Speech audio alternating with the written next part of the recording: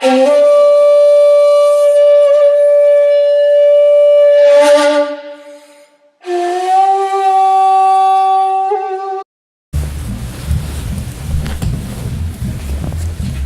despite our serenades, both hammers and music, we will persevere. So welcome back to our exciting and continuing coverage of the Vimalakirti Sutra. So if I say it like that, it becomes very interesting. So we are covering the continuing praises that jewel accumulation is providing to the assembled participants at the lecture the Buddha is giving. So I think we left off on the third of those stanzas there that are in praise of the Buddha. So we'll pick up at number 4. And again, we're using the English text, so the PDF is available. I should make some copies though, but it's kind of thick. Yeah. Read it online. Okay. So the next line that we're going to cover says, "You explain that the dharmas are neither extent nor non-extent, although the dharmas are generated from causes and conditions, that they are without self, without creation, without experiencer, although good and evil karma is also not extinguished." So one of the reasons I wanted for us to chant the Heart Sutra and then read the English is we're getting into some similar language that you might see reflected in the Heart Sutra, where the speaker says it's this, but it's not that. It's that, but it's really not this, which at first glance can seem very puzzling. So this kind of thing shows up often in the sutras. So here we have it again. So how do we understand dharmas that are neither extant nor non-extent? Think of it in terms of how we view rules, frameworks, paradigms. We think of it sometimes as something that's very rigid, very concrete, something that can't be overcome. You know, we have left and right, we have Republican and Democrat, you have, one extreme or the other. And sometimes we just accept that paradigm and we think, well, that's the way it is. And it becomes very difficult for us to think beyond that paradigm. If you go far enough left, you're going to end up on the right side, right? So it's not, part of this teaching is to break us out of our fixed conceptions of the way things have to be. So sometimes it's very hard. We grow up and you can see it sometimes on people's faces when they realize the way they've looked at something could be different. It doesn't have to be exactly that way. And it takes a while. People sometimes frown, they get a very odd look on their face, and then slowly they realize, I don't have to buy in, or I don't have to hold on so rigidly to this idea I've had for so long. But it can be almost painful. And before we get to that point, sometimes we'll go, you're dragging someone kicking and screaming over to that realization. And we're like, no, I want to stay in my comfortable little realm of what I thought the world was like, or the way I thought this thing was. So here we see this opportunity. And I think you can really liken it to, innovation, right? When do you see innovation? You see innovation in the world when someone sees the same thing but says, well, why don't we do it differently? Or why do we have to always do it this way? Why can't we do it some other way? And in a business sense, right, people applaud that. Oh, they're an innovator, they're an inventor, they did something new. But oftentimes when it comes to ideas in society, or the way we view things in life, it becomes very hard to change our viewpoint or to be very flexible in our thought process. So here it's talking about, the Buddha is explaining phenomena in a way that is beyond these sort of rigid conceptions. So it's imparting to us that ability to have that sort of mindset. And why, right? When we develop that, then the teaching is saying we'll have less strife, less stress, less suffering, this word, in our mind, because we aren't so tightly bound by the constraints we had previously. And you'll see this, you'll experience this as you kind of go out in the world. Sometimes things that used to bother you don't bother you anymore, or especially people in service industry. Sometimes they're having a bad day. I ate somewhere the other day, and I don't know what happened, but I think they must have had somebody didn't come to work, or it took forever, for them to make food. And I was in no hurry though. But first the server was like, "Oh, I'm so sorry." And I was like, "Well, it's no problem. I really have nowhere else to be. It's completely fine." And then another manager came through, and they're profusely sorry. Then I think the owner came in to try to keep things going, and you could see as soon as I was like, "It's fine. It's not a problem." That their level of stress went down. But I'm sure someone in there was very perturbed. But if we're very, very rigid in our thinking, then sometimes it's very hard to see things differently. It's very hard to be adaptable. And that's true with everything. But it's also kind of another level of this teaching telling us that things are not actually the way we see them. So it's imparting unto us, I think, a type of emotional intelligence where we can grow in every situation and see things differently in a variety of situations. We don't have to be so tightly bound by these rigid constraints. Now, there's a flip side to this, right? I said Dharma's in either extant or non-extant. So at the same time, even if you overcome, even if you're woke and you see things for what they are, you don't have to be obnoxious about it, right? You can just say, well, yes, that is the social construct. I know it's just a social construct, but I'm going to choose to follow the social construct because I understand that means everything runs more smoothly. So I'm no longer bound by it. I'm not deluded by it. I can see beyond it, but I don't have to go around, hitting everybody about the head saying, well, I see through it and you don't. And, you've met people that way and they're sometimes annoying. So, why do we do certain things in a social situation? Why, do we do this or that? If you're enlightened, you may still do those things. You may wear clothes and fit into society in the same way because it's just easier for people. You don't need to go around and shock everyone all the time. So that's where you can see through it, and not be bound by it, but still follow along with it, just because you realize there's some benefit to it, right? I see it for what it is. I know that it's sort of this construct has no real essence in and of itself. Yet and still, I see there's value in it. Right? So you can see from both sides simultaneously. Why does everyone maintain the speed limit even when there aren't police? Right? Because it's safer, and you realize, well, you do the flow of traffic and things run smoothly. You see a benefit, right? Yes, you could get someplace faster if you just wove in and out of traffic and did breakneck speeds, but even if you don't get caught, there's a value in not doing that. And so people realize, I see through the construct, but there's still value in following that rule. So that's part of what that, I think, part of the meaning behind that. So when you see it on a low level, it's easy. Like, oh, I see through that. I see what they're doing there. I know that this is a promotion, buy one, get one free. I don't need the other one, but I'll take it. That's fine.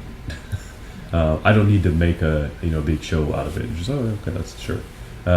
Or this is a marketing ploy, and that's okay. No, thank you. You don't have to stand up on the counter and everyone, it's a marketing ploy. Don't fall for it. So there's value. So we can see, the value of just having the social construct and working with it rather than constantly butting heads with everyone. So that's, I think, implicit underlying this. So what you'll see too, the Buddha's not obnoxious when he's pointing these things out to people, but a lot of times people, realize, or so I can remember back when I was in college, someone was very insightful about something, but they were insightful to the point of being obnoxious about it all the time. Well, the only reason people do that, and let me show you how smart I am, and like, yes, you're right, and you have a point, but no one wants to listen at some point. So that's, I think, part of this. Waking up doesn't impart unto you a character flaw. Right? right? So that's where you might see the difference between someone who's really with it and someone who just wants to appear that they know more than everyone else. So it goes on and says, without self, without creator, without experiencer. What is this referring to? It's targeting the underlying purpose of practice, that you may get to a point in your meditation where it becomes very subtle, and you start to ask questions like, well, who's meditating, who's experiencing what? I don't really feel like myself when I started this meditation. And that's, the deeper part of this isn't just to see through our social constructs, but to see through the construct that we built about ourselves. And that one, however, can be more personally devastating when you see through, you've built this profile, this idea. I remember somebody I knew years ago, and they were studying for their PhD. And I think they got to a point where they realized the PhD wasn't really what they wanted to do, and it didn't really define them. And so they just stopped. And no one could really fathom why they stopped. And I mean, it's close to the end, you put in all this work, you put in all this time, and they realized, well, the knowledge is what I wanted. I didn't necessarily want what comes with the PhD, and so I'm no longer interested. And that was okay. But it was very hard for people to even be around them, because they just wanted, just finish your PhD. I remember initially I was like, well, I don't quite understand. And after a while I was like, oh wait, I get it, right? You're content where you are. You've seen through actually this illusion of this person who wanted to be a PhD, and that's not who you want to be, and it's not a world you want to be with, so you just walked away from it. And that was okay for them. It really was not okay for a lot of other people. They really had a hard time with it. So sometimes, we're confronting that. So that's where it becomes difficult. We have an idea, especially if we become parents, and we have an idea of what we want for children, and the children don't want to do that. It can be very difficult for the parent. And what you hear then is, well, I paid for that education, and you're going to do what? And it becomes very hard, right? Because we become very attached to that idea, not of what the person wants or who they really are, but the idea of who they will be, or the idea that we had for them. So those are different. So here's a place where Buddhist practice is different from, I won't say all spiritual systems, because I haven't studied every spiritual system, but most spiritual systems. So the end line in that says, although good and evil karma is also not extinguished. Most systems have at their core, you do X number of good deeds, or you live a certain way, and you accumulate points, or you become worthy in the eyes of a deity or some system, and that gets you a benefit. And the Buddhist system doesn't have that concept. We have the idea of merit. Yes, we have the idea of blessings, but that's not the end-all be-all. That's provisional. It's not the ultimate goal. And so when you take away that component of doing spiritual practice just to get something, rather you're doing this practice to have insight into yourself, is a completely different paradigm. And so here it says, even though you have that insight, karma's not extinguished. You still have karma to overcome. It's still there. The goal isn't just,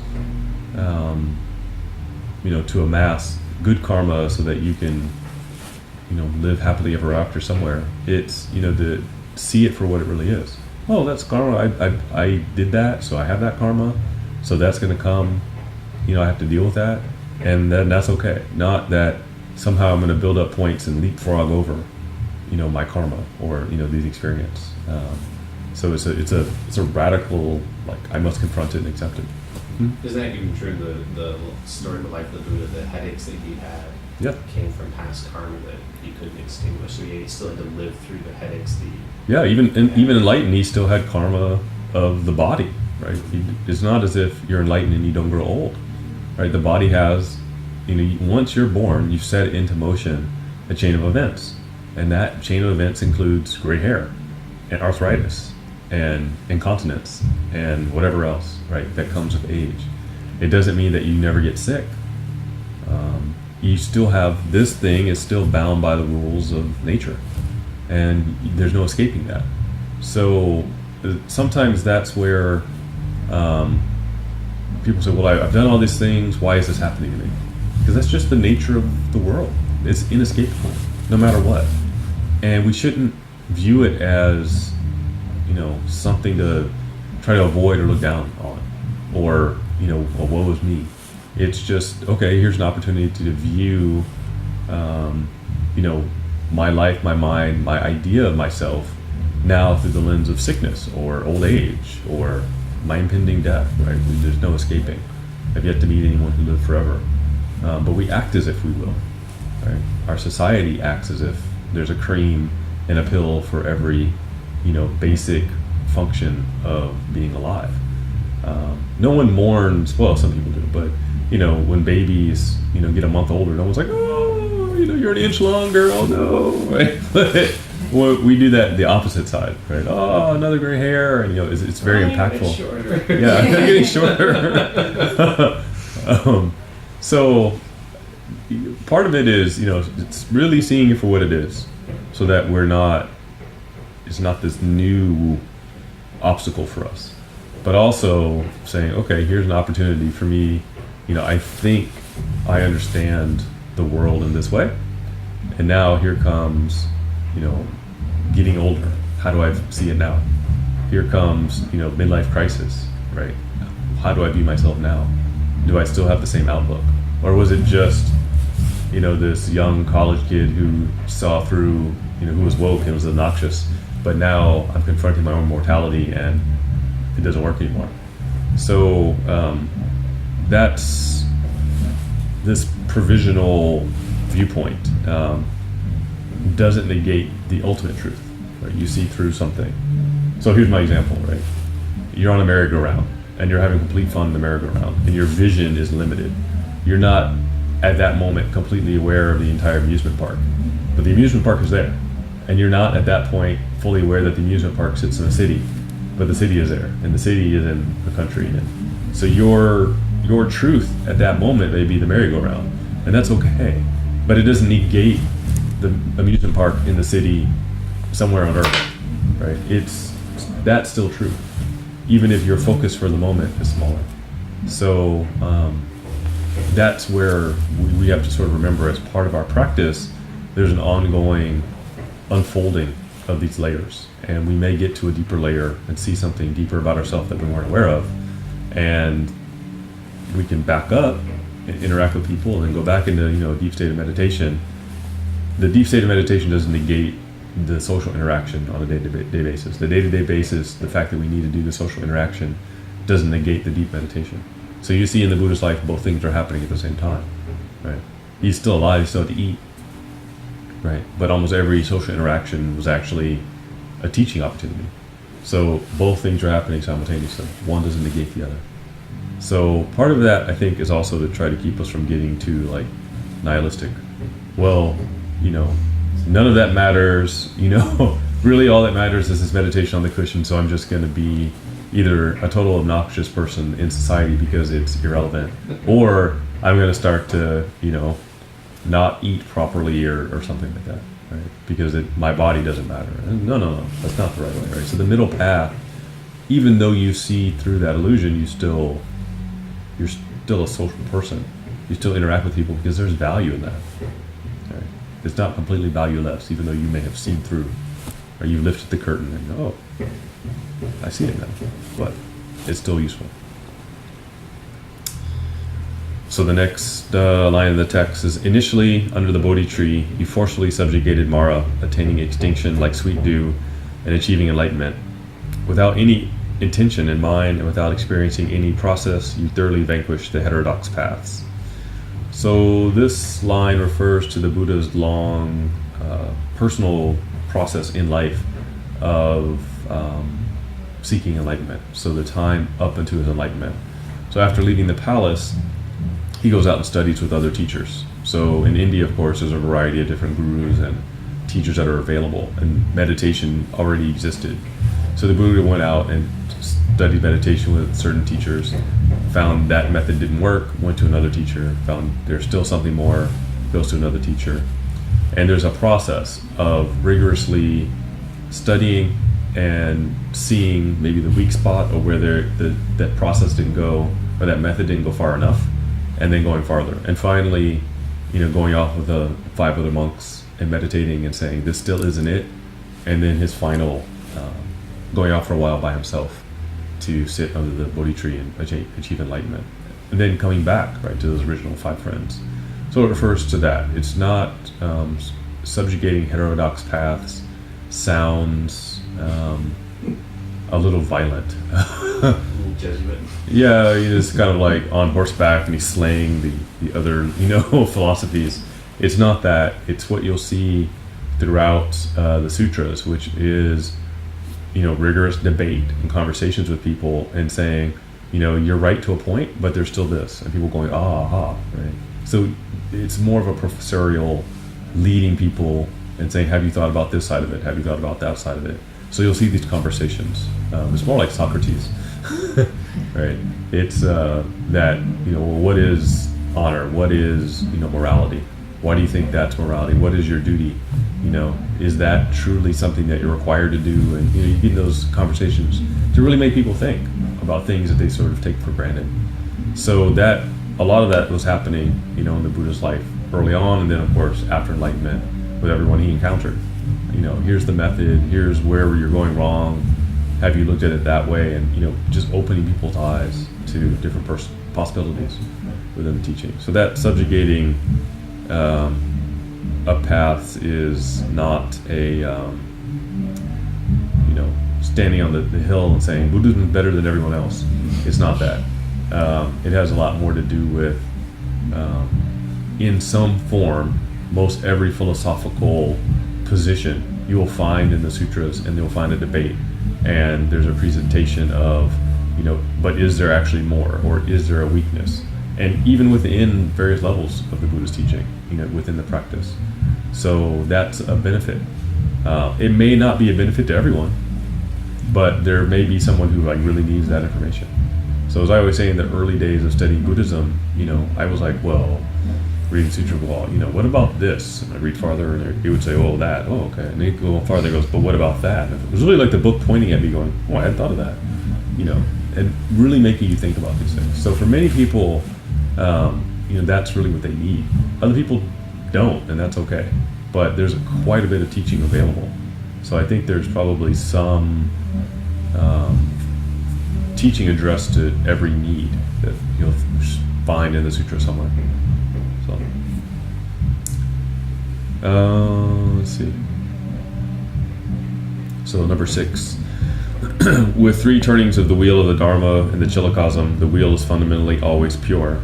The achievement of enlightenment by gods and humans attests to this, and the 3 jewels are thus manifest in the world. So we'll start with the 3 turnings of the wheel. What is that? What are we talking about? So the 3 turnings of the wheel refer to the 3 primary times when the Buddha announced the teaching and announced a new, I won't say new, but another layer of the teaching. And turning the wheel of Dharma has this image of setting something in motion, right? So the very first turning the wheel of the Dharma was the initial teaching of the Four Noble Truths, the Eightfold Path, and the dependent origination, Pratitya Samutpada, 12 links of dependent origination. So this is the first teaching given to the initial disciples, and the teachings that surround that, the teaching of no self on Atman, which were fairly radical. When people saw the Buddha was different, they said, what have you gained insight into? And so he explained this teaching. So that's referred to the first turning of the wheel. So this happened at Deer Park. So sometimes you'll see as a symbol in Buddhism 2 deer, and they're facing a Dharma wheel. So it's an indication that first turning of the wheel of Dharma. So this was the beginning. So you see some Buddhist schools, that's their focus, that initial body of teaching. So if you go to Sri Lanka, Thailand, Burma, that's the main focus of the Buddhist schools there, is that initial turning of the wheel of Dharma.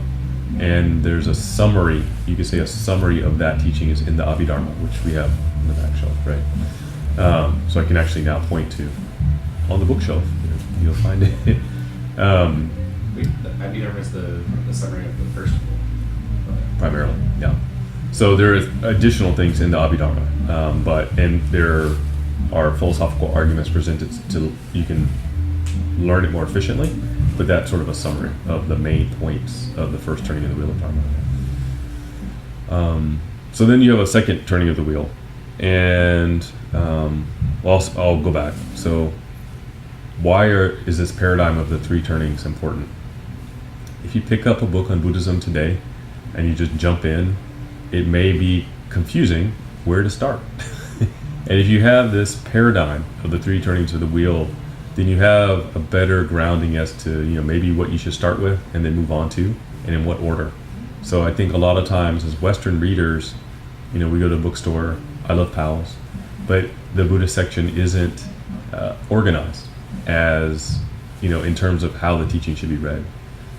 In many ways, the Christian Bible is laid out right, almost chronologically. So Genesis, and then it goes through and tells a story. So for us, the breadth of the teaching is so broad that we aren't always presented it in order.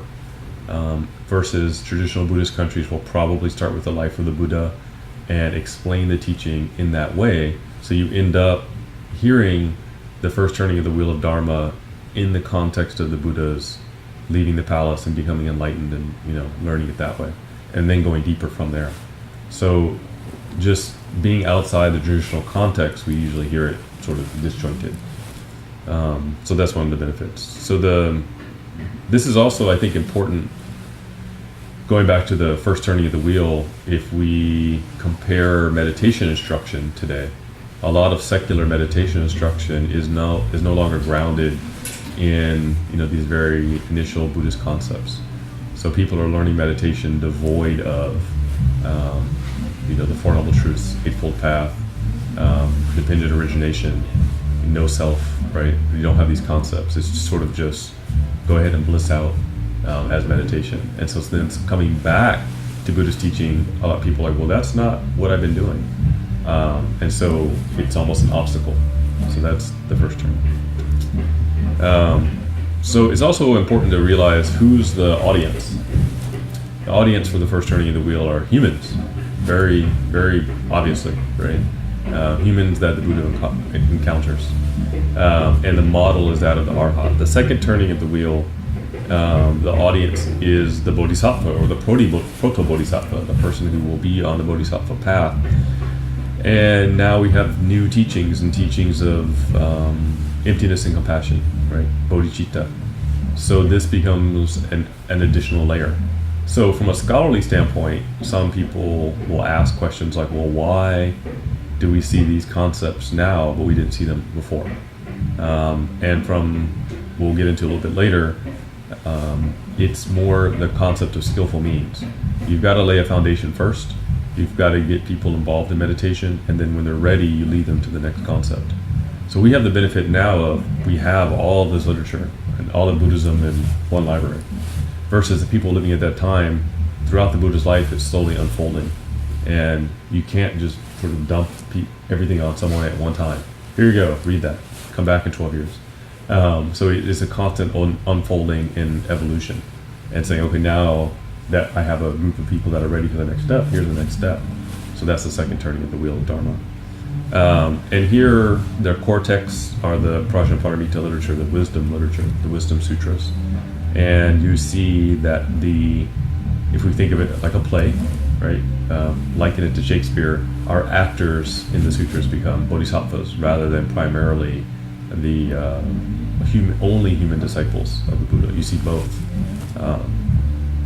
So representative summation work, the Madhyamika by Nagarjuna, right? So Nagarjuna's work is sort of the penultimate summary and distillation of the second turning of the wheel, so that people, you pick that up and then you can study the sutras from that. So here we have that context. So what is it? What's the focus at that point? The focus is the people still clinging to the concept of self, ideas of self, and ideas of phenomena, right? So it gets a little bit more subtle in the meditation. So if you've overcome the big things, the really strong emotions, then you get to a very subtle sort of existential crisis. Like, okay, I'm meditating, I'm freeing myself of things, but what happens if I really let go of self completely? What is there? And getting into those nuances. So you see a lot of that conversation happening in the second turning of the wheel. Second and third naturally mesh. So the third turning of the wheel, we're looking at the Tathagata Garbha, or the Buddha nature set of teachings, where you say there is this inherent Buddha nature, and our spiritual practice is aimed at unfolding it, or finding it again. That there's this innate quality is always there, and your practice leads you back to it. So this is another sort of level. So the Mahaparinirvana Sutra, the Avatamsaka Sutra fall into this category of the third turning of the wheel. However, we'll go back later, according to traditional belief, and as is summarized later, the Avatamsaka was actually the first teaching, was the actual Buddha's experience of enlightenment, but would have been too much to teach. So being skillful goes back to the Four Noble Truths, Eightfold Path, and that begins the teaching. But what's good to know is that all Buddhist schools share the first turning of the wheel, the teaching that's there. The other teachings build on top of that. And then depending on what country you're in, traditionally, they may be a focus on one or the other text, or a certain body of works that were the main focus in that country. And that's just, again, before 747s and trains, and who brought back what text and how easy it was, and what king or emperor allowed you to travel and what was translated and that kind of thing. So there were limitations. And sometimes, depending on the paradigm, you'll see a fourth turning of the wheel, and that would be the tantric teachings, which is direct realization, right? So there's not the Buddhist literally sitting here talking to people and sharing tea with them. It's more a meditative insight and unfolding that comes from a different perspective. So that's would be the tantric teachings. So it's good to have these paradigms in mind. It's not that one is better than the other. It's, you start college and you got 100 level classes, 200 level classes, 300 level classes. And if you just jump in the middle of a, senior thesis course, you're going to say, wow, this is really confusing.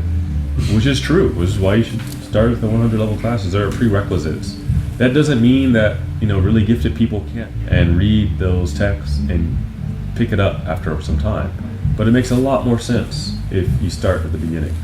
And so the Vimalakirti Sutra falls somewhere on the cusp of the second and third turning. It shares ground with both. So as we go along, we'll be talking about concepts from kind of all the levels, but it provides, I think, a little bit more accessible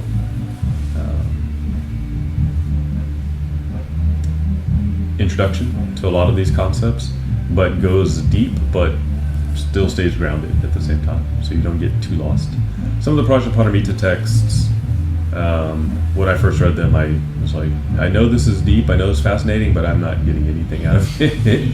So some of them it takes a little bit more intro. That's why I stopped reading Arjuna. Yes. Oh. Yes. Ow. So the end of that text, all right, here are the three turnings of the wheel. It says, and the three jewels are thus manifest in the world. But it says the wheel is fundamentally always pure, meaning what? These are not, we number them, but they're not to be graded. One is not better than the other. It's more of a when in time they occurred, not that there's a 1, 2, and 3 or some sort of level. They are all pure because people benefit from all levels. People have shown tremendous growth by practicing all levels. So one is not inherently better than another. So that we sometimes see in a philosophical argument, but very clearly here.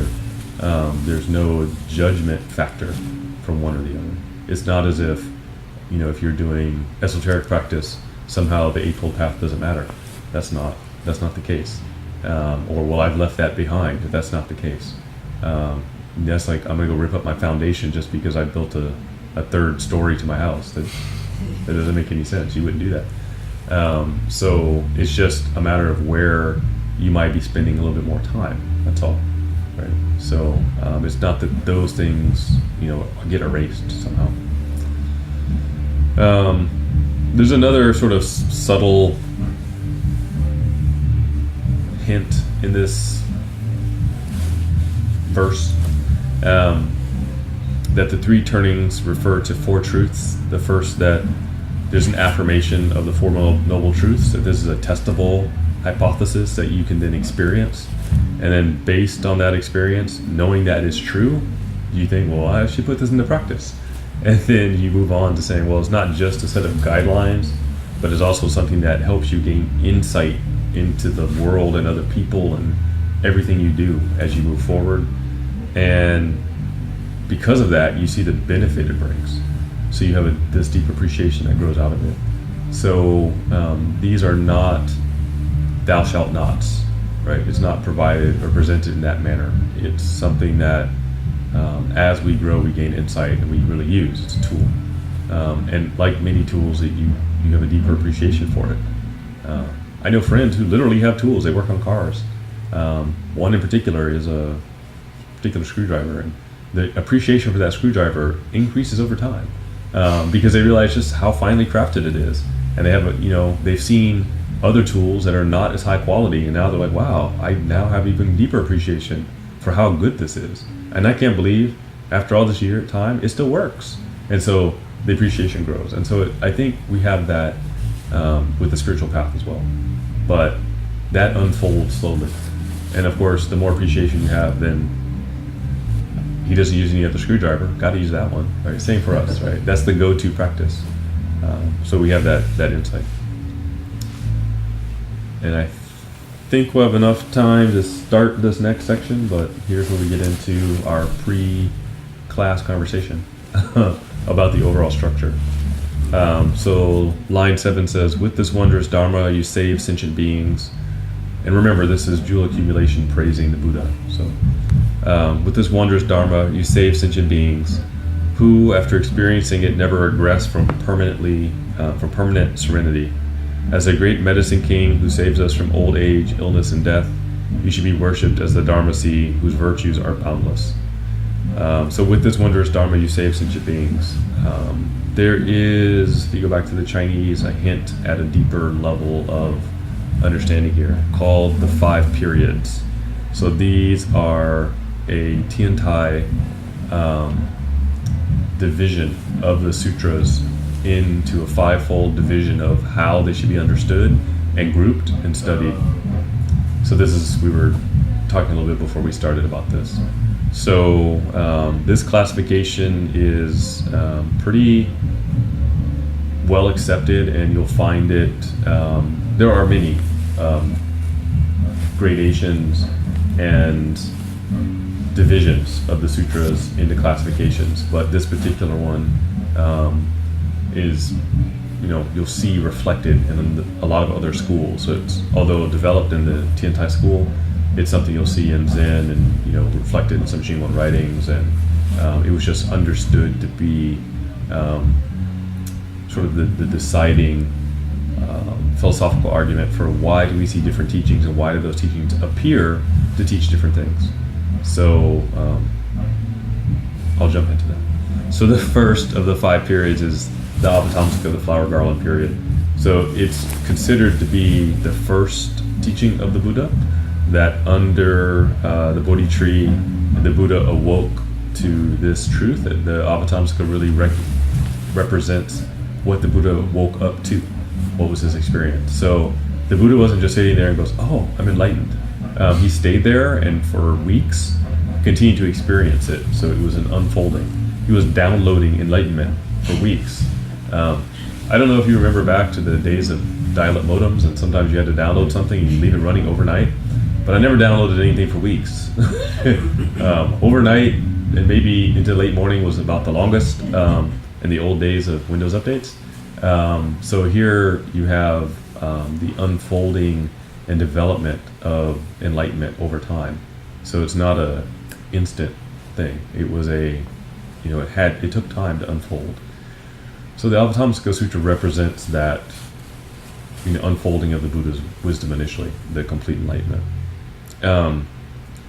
So this is a very high level of teaching, and it's considered, when you rank it, the next highest sutras would be the Lotus Sutra and the Nirvana Sutra in terms of sutra teaching. There are other teachings, Tantra, different perspective, but if you look at the major sutras, this is one of the major representative works. So here the Buddha awakens, in this flower garland, right? It's this literally like a lei of teaching. So there's a multitude of teachings arranged in a very beautiful way, and that's the way the Avatamsaka is laid out. So it has that concept even in the title of the sutra. So recognizing that that's far too much to start talking to people about, the Buddha looks and says, well, how can I begin the conversation explaining what the practice is and what this enlightenment thing is? So that is represented by what's called the Agama period. So if you go back to what some people say, early texts or the earliest Buddhist texts, this is especially prevalent, or this wording is used a lot for people who sort of champion the secular Buddhist model. They'll say, well, these early texts. And these look a lot more like transcripts of the Buddha talking to the monks. And you'll see a lot of very practical advice, day-to-day advice. So part of this is also the development of the Sangha, right? How are we going to live together? How will we work together? Divisions of labor within the Sangha. How to, deal with the day-to-day things that came up. And we might now today refer to them as teachable moments. Okay, this issue came up. What do we learn from that scenario? So really training the monks. So this period, we see the Four Noble Truths, the Eightfold Path, the cessation of suffering, the various paths of rebirth discussed, and then how do we extract ourselves from the situation, and how do we practice? So that part is really important, because that's where you find a lot of the initial meditation instruction. And later teachings don't have that. They assume you know how to meditate, and they're now getting into more fine-grained detail on things that come up in meditation, or ideas that we get some weird idea out of meditation, and then the Buddha addresses that, and then pushing us toward compassion and the development of wisdom. So that's what we see in a lot of the others. So the third period would be the Mahayana Sutras development, and here we have the Mahavajrayana Sutra, the Amida Sutra, the Vimalakirti Sutra, which we're studying right now, and you have these texts begin to take shape. So now the disciples are ready to receive this teaching, and you see that in who's present, right? You see a group of monks present, and you see a group of bodhisattvas as well. If you look at the Mahavajrayana Sutra, for example, you're not going to see the monks present, right? You're going to see bodhisattvas or beings in the mandala primarily only. So it's pretty much a key as to where was the sutra taught, because some of them weren't taught on earth, some of them were taught in the heavens, and that also means who was the audience for this teaching, and so that opens up a huge side conversation of what does it mean to offer the teaching in the heavens. But it's important, think of it just like if you go back and read a historical speech, you want to know when was it given, what was the audience for that speech, and what was the level, right? So you have a lot of speeches given by presidents. Some of them are stump speeches, some of them are speeches to the UN, some of them are speeches because there's some world-changing event that needs to be addressed. So all of them are going to have a different perspective. They're going to use different words. And it's much the same with the sutras, right?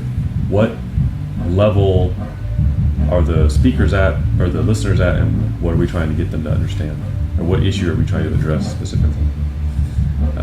So that's the middle. Then we have time, yeah. So I'll go over the last few. So then the wisdom period. So you have the wisdom sutras. So the Prajnaparamitas, the perfection of wisdom sutras, are spoken, and they're looking at this doctrine of emptiness and unsubstantiality. So this level is getting into a much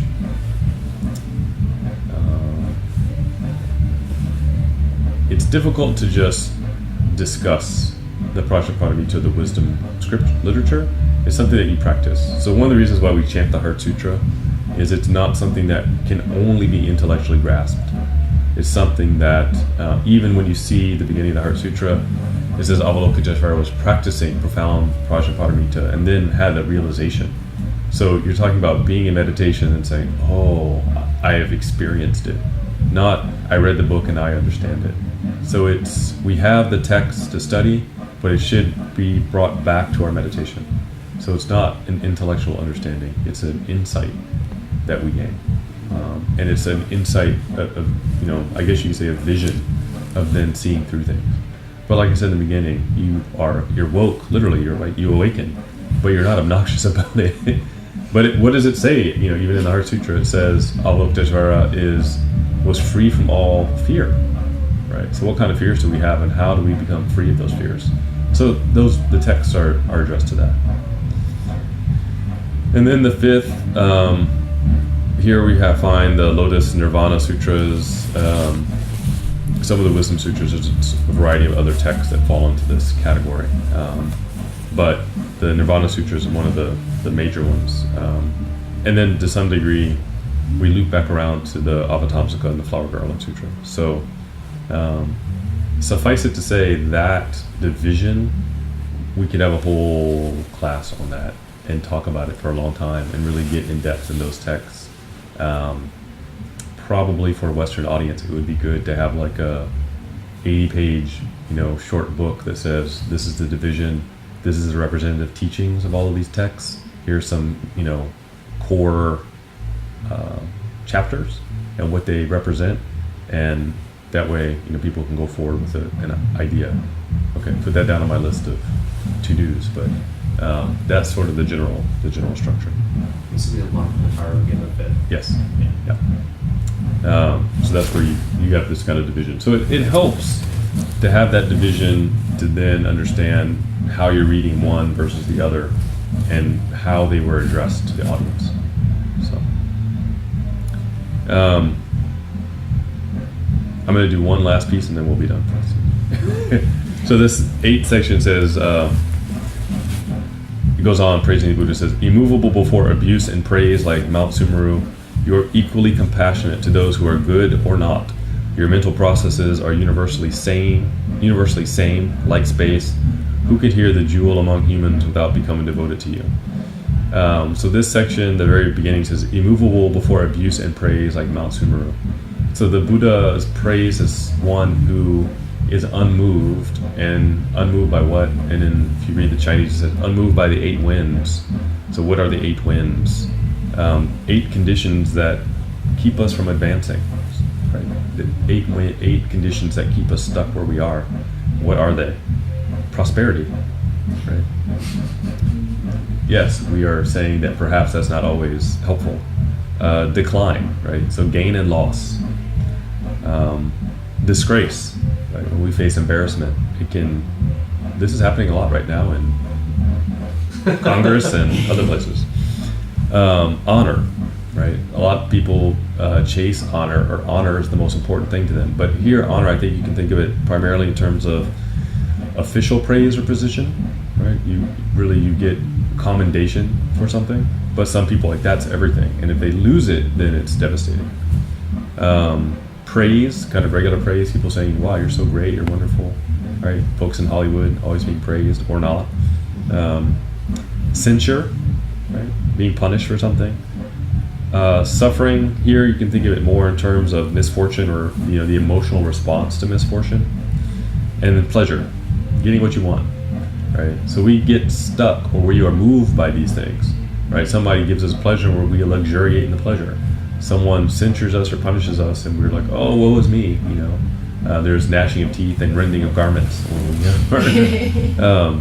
And then, you know, gain and loss, right? Maybe we trade on the stock market, and that you know, minute changes, you know, really throws us off.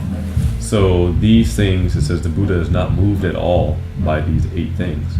There's no movement. It's universally compassionate towards all, regardless of what they throw his way. They praise him, same. They denounce him, same. Right, same level of compassion.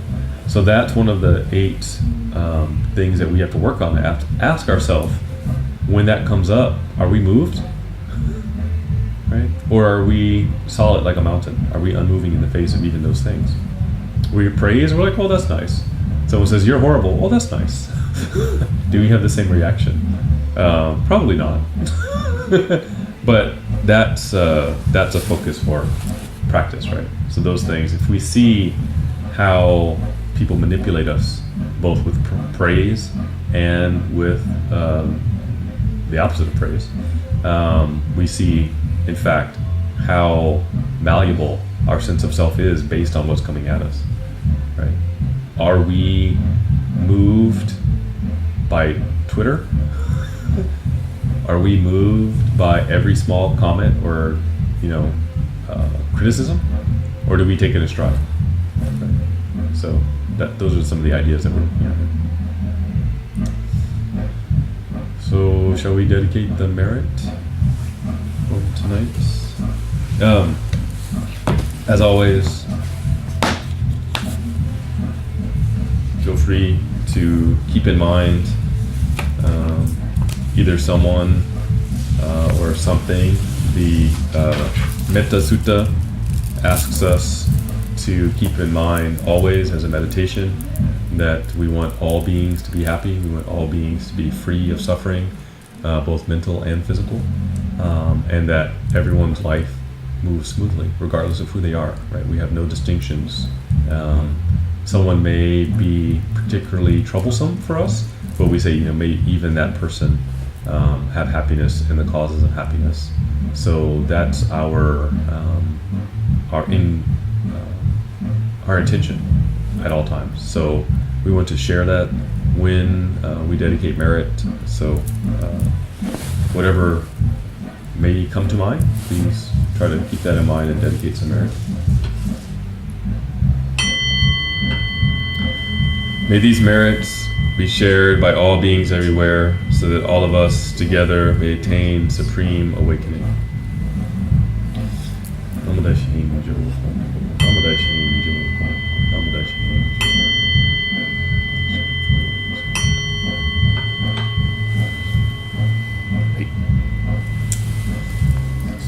Thank you for joining again and listening to the music next door. That's free, by the way. We offer that every night. Yeah, don't have to pay for a ticket or anything.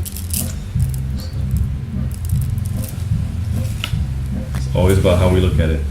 So. Okay, just one of the themes. So I have prosperity, decline, praise, disgrace, honor, censor, pleasure, and so prosperity, decline, disgrace, honor, praise, censure, suffering, and pleasure. Suffering. So you can see they're obviously matched couplets, right? Right. Prosperity and decline, disgrace and honor, praise and censure, suffering and pleasure. Right. So either of those extremes, you'll see people get really revved up about, or wallow in, or just like they have to have more or more and more. So that is not to say that you can't have pleasure or want pleasure. That's not the point. It's just to be aware of how much it moves us, right? And what really tries to draw us in and what we get stuck on. So there's, I think, unfortunately, based on this translation of dukkha, there's way too much Buddhist literature in English focus on suffering. And it really gives the wrong impression of what the path is about. There is no, especially in Japanese Buddhism or any Buddhist school, people aren't walking around depressed. It is not a sad place. it is sometimes austere, but that austerity is to help us focus. But